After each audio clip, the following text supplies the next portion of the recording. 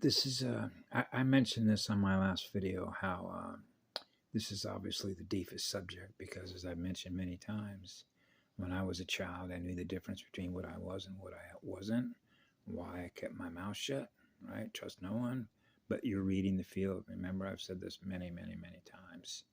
You know what love is, you know what love isn't. So most people know what it means to expose a negative, a dark negative in a dark room, right? Okay.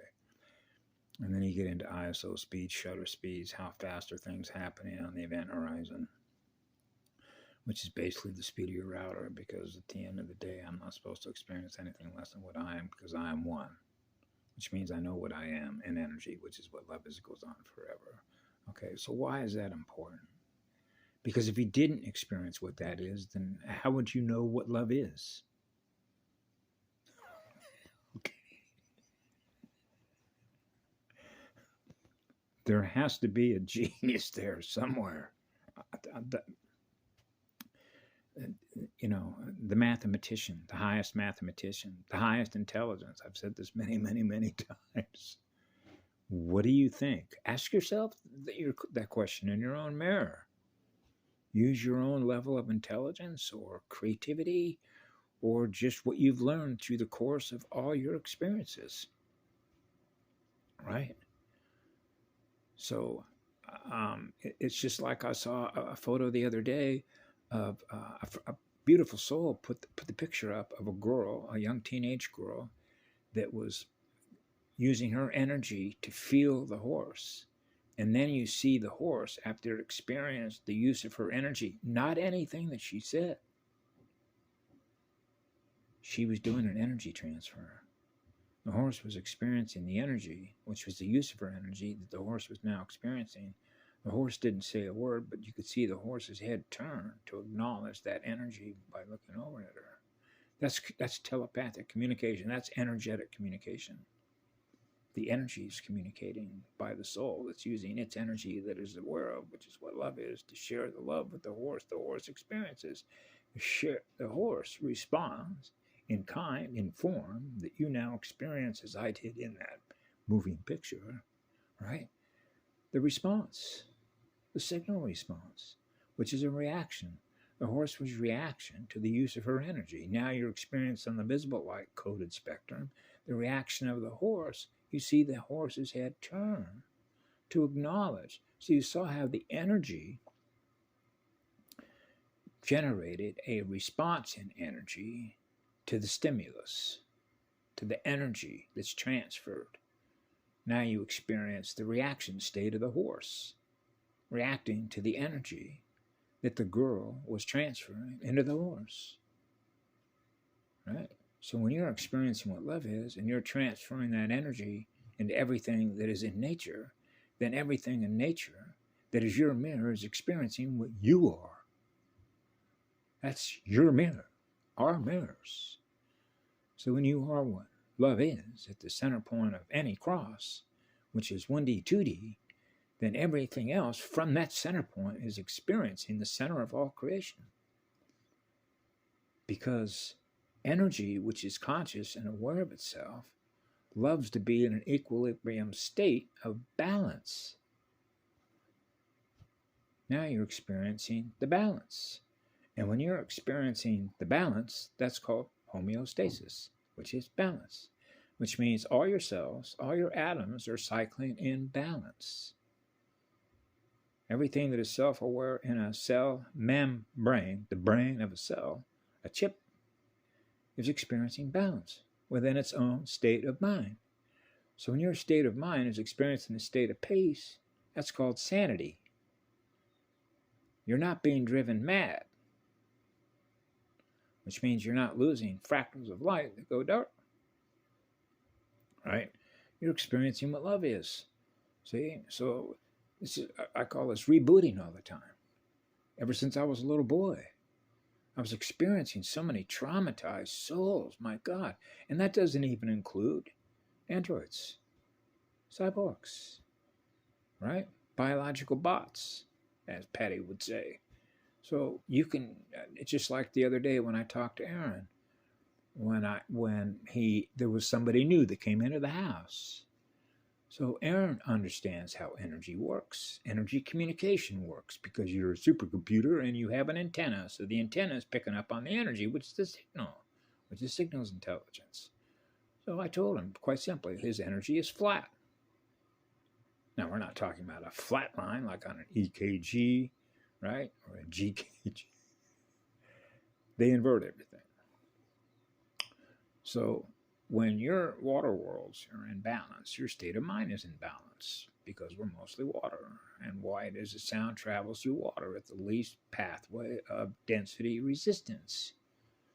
So that's what it's easy to measure on a planetary scale how much electrical density resistance there is to cut through it, which is metaphorically and euphemistically like cutting through butter, right? When the butter is not hard, like frozen. Condensate, whoa, thermal gradients, right? Between hot and cold water, right? So like the water out in the ocean down here, you can jump right into it and you don't have to get used to it. But I've jumped in some fairly colder water and it just took a little bit longer for the voltage regulator or the built-in thermostat to adjust to the water. Like, what's his name? Imhoff. He's adjusting the thermal gradients, right? In order to do what? Operate within that operating environment with his operating system. So he's regulating the thermal gradients using his mind's energy in which to do it. That's why you could see him running up Mount Everest, okay, with a pair of shorts on. Actually, he could have run up Mount Everest naked, bare feet.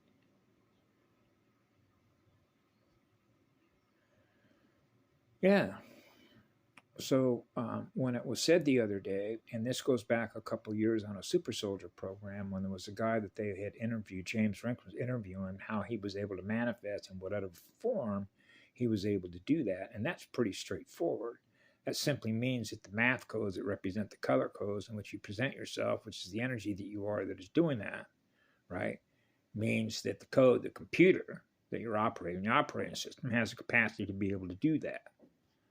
So the codes, the math codes, which are the instruction sets, are able to manifest what you see on a projection screen, the form and shape and color and the method of communication to which that operating system, the operator of that operating system, is communicating with us.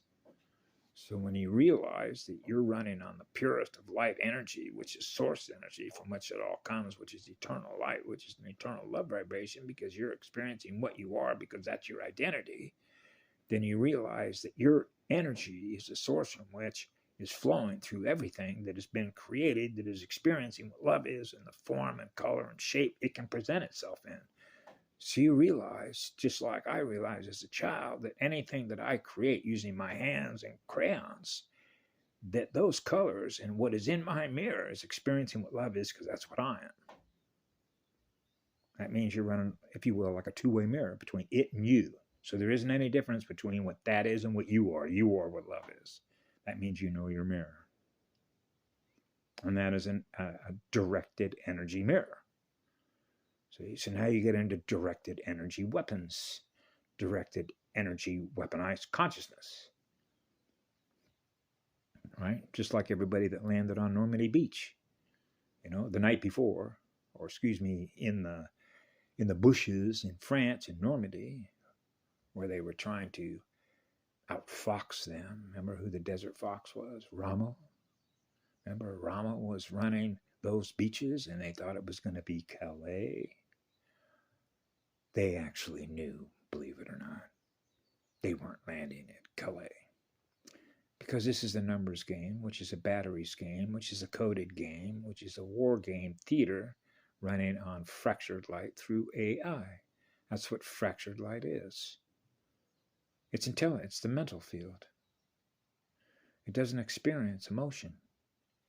And sadly, I have had Aaron share that with me when he said to me one day, I'm still trying to figure out how the emotional energy works. Aaron is a blade. So his history is just as traumatic as so many others that I've experienced. When he told me one day, I hate my mother, and that shakes me up because I give eternal love to my mother.